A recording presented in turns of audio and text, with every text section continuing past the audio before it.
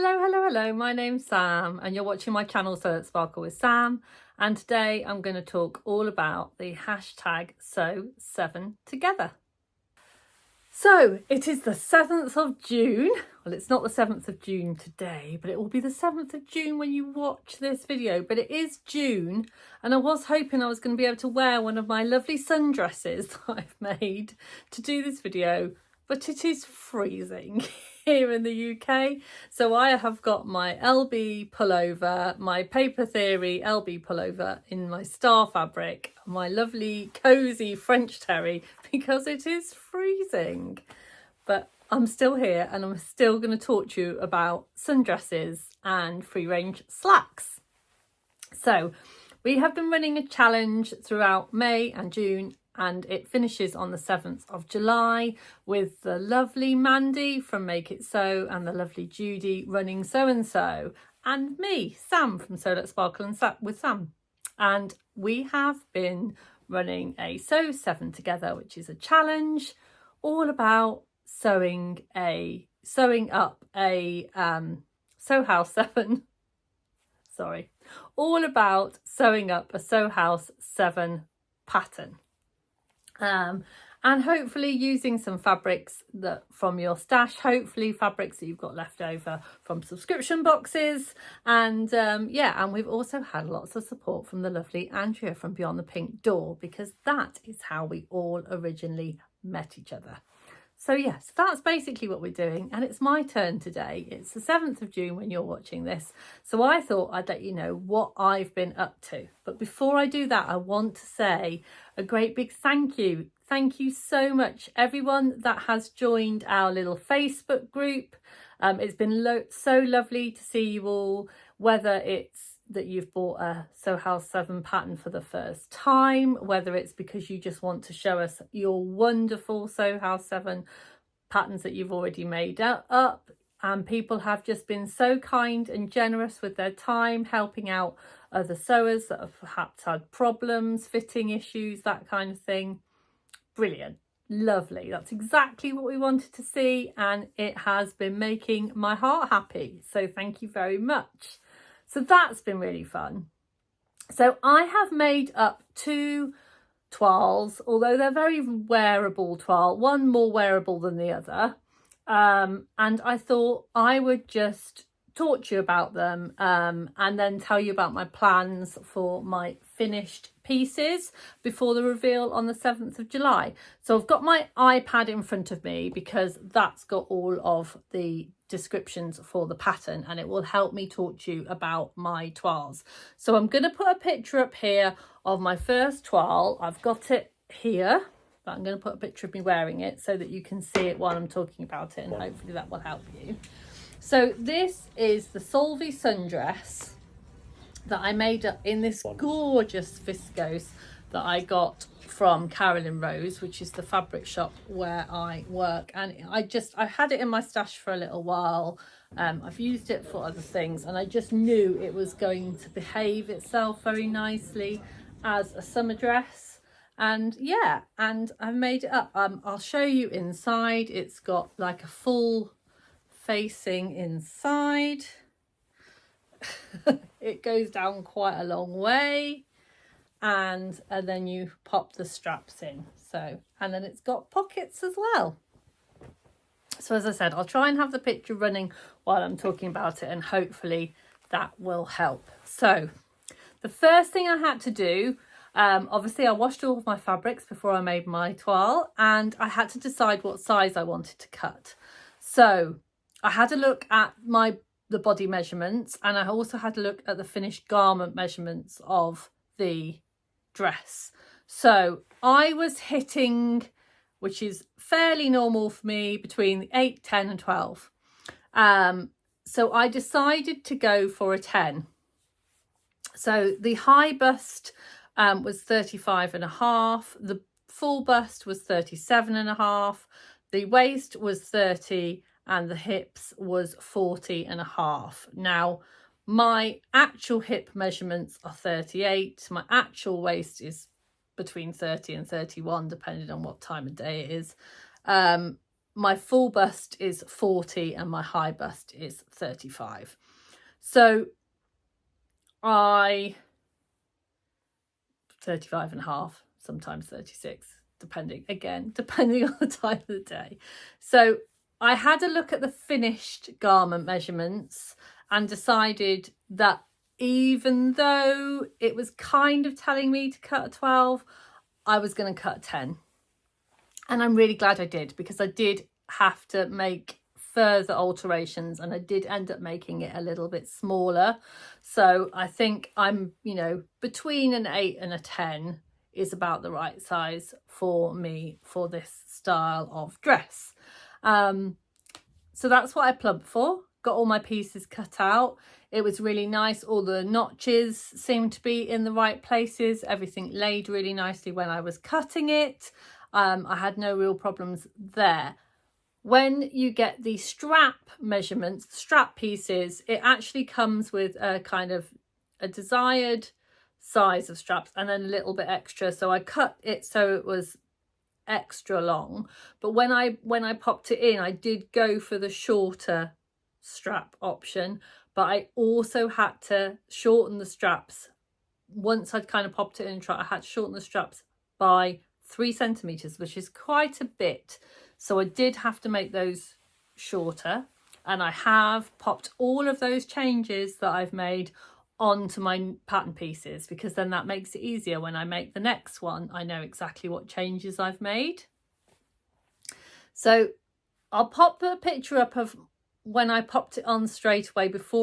I just made the straight toile before I made any adjustments, and I had some gaping under my arms, and when I turned round, you could see my bra strap, because the low was the low was too back. The back was too low. Get your teeth in, Sam. The back was far too low. So I popped it off and I shortened the straps by 3 centimeters. Popped it back on again. It was feeling a lot better, but I was still feeling like it was a bit gapey under the arms. And I was worried that, you know, on a very kind of cool day, you might actually see the underside of my bra as it kind of like supports underneath my arm. So I wasn't entirely happy with that, and I needed to pull that in. So what I did is I hadn't stitched down any of the facings at this point, because I was just trying it on. So I turned the whole thing inside out again.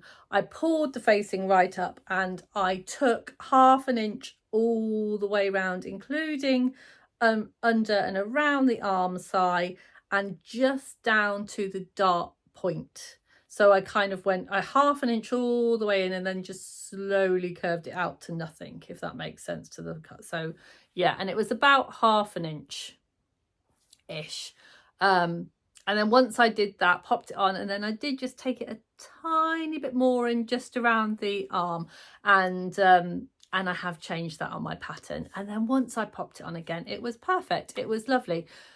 I have had quite a few people say to me since that the armhole does seem to be a little bit large for some people. And I would say that for me, that was definitely the case. It wasn't so much the room. There was plenty of room around the bust. It was just the armhole just was a bit big, I think. So me just bringing it in made it fit nice and close against my skin, and then that way you can see in it or under it or through it or anything that you shouldn't have been able to see. So yeah, so really that was a nice and simple alteration, and I really enjoyed making that. So I have got my pattern pieces all in here, and what I do is I put I get all of my patterns printed, and I put the pattern piece, the bit that you get with the sizing and all of the notching, so your keys and stuff on the front, pop it with a little bit of washi tape, and then I highlight the size that I have cut in the envelope, and then in the envelope on all of the pattern pieces I kind of write all of the things that I've changed and all of the bits that I've changed on there. And then if there's any other pieces of the pattern that I haven't used, so for this example I didn't use the longer pieces. So I've just put those in uncut, but that's how I keep them, and then that makes it nice and easy when I want to make it again. And I do want to make it again, and I'm going to make it this time with this fabric, this gorgeous fabric from BeyondThePinkDoor that was in my subscription box, not this month, last month. And yeah, so I think it's going to look absolutely fantastic. I'm going to do exactly the same again, but instead of making the knee length version, I'm going to make it longer, because I think it would be lovely to have a nice long, and now I know I've got the fit right, I feel much more comfortable and confident about cutting into this gorgeousness, and I think it's going to look great. So that is my job. So on the 7th of July, I will reveal my finished Sauvie dress. How exciting. So that's the Sauvie dress.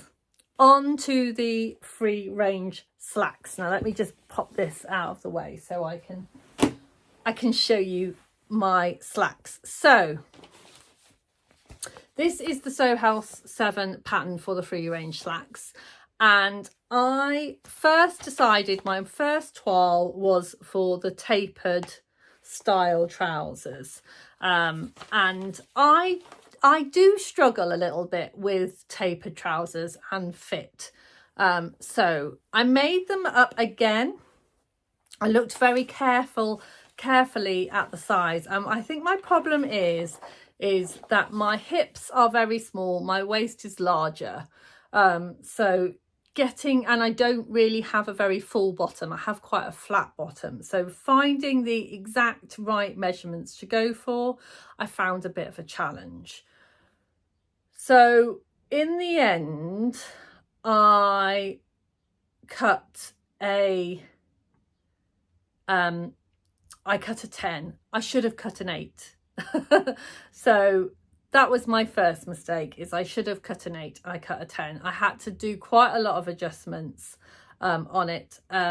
Now, again, it says that the waist in inch for a 10 is 30, and that is my waist measurement almost exactly, and the hips is 40.5. My hips are smaller than that. So I should have gone down to an 8. And actually thinking about how much I took off, I might have got away with a 6 with a slightly smaller seam allowance.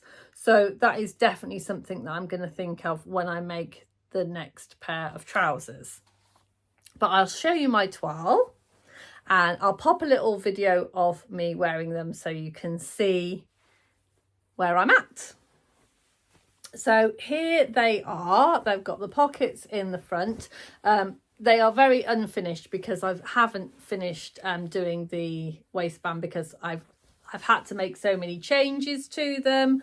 And as you can see, they are just a nice pair of linen trousers, and they've got this nice kind of seam down here.